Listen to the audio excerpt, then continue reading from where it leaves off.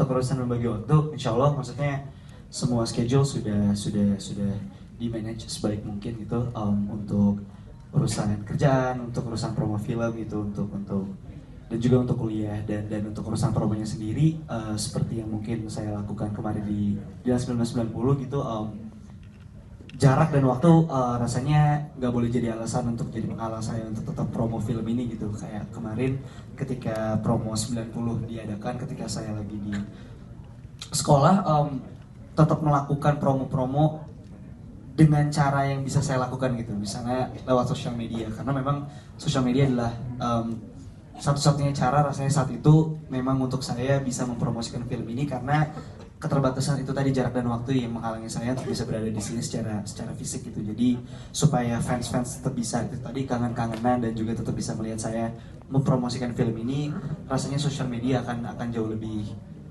convenient, akan jauh lebih membantu untuk bisa mengobati rasa kangennya para penonton gitu terhadap saya secara fisik. Oh, kalau kedepannya terus dikaitkan dengan Dilan, itu mungkin karena memang sejauh ini film saya yang keluar baru Dilan saja gitu. Nanti di tahun ini insya Allah akan ada film lain lagi, dan semoga lewat film-film saya berikutnya orang bisa melihat saya tidak cuma bisa menjadi Dilan, tapi juga bisa menjadi karakter yang lain. Di proses reading memang aku harus menjadi Milea kembali. Jadi pada saat aku masuk ruangan reading, aku harus menjadi Milea dan hapus Vanessa-nya dulu.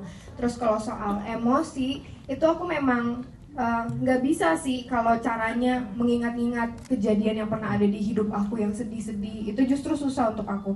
Tapi taktik yang aku pakai itu lebih kepada aku benar-benar harus masuk ke dalam cerita Milea dan Dilan ini. Benar-benar memang harus dirasakan apa yang Milea rasakan saat itu tuh, reaksinya dia tuh bagaimana gitu sih Mas.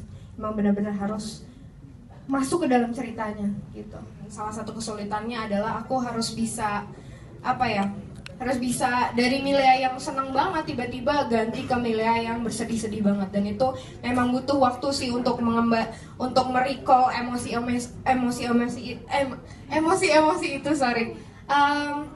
Terus tadi aku sebenarnya sudah memberikan yang terbaik sih, cuman mungkin kalau misalnya nggak keluar air mata atau apa, mungkin memang lagi keadaan capek juga sih sebenarnya, ada di kala poin-poin itu. Sebenarnya itu konsep saya tidak mau.